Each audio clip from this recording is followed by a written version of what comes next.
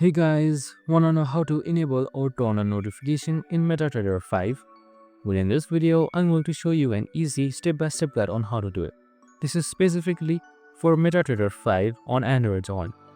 If you're on your iPhone, you can just simply hit towards settings right here, and there will be an option known as turning on or off notifications.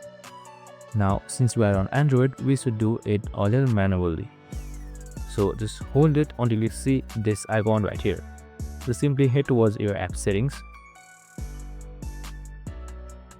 and right here you can see app permissions. Just simply click on it. Now under not allowed, you can see notifications right here. Click on it again and then select show notifications. And that's it. The MetaTrader 5's notification has successfully been activated, as you can see right here. I hope this video helped. If it did, make sure to like, subscribe and tune in with us for more of these videos. See you in the next one.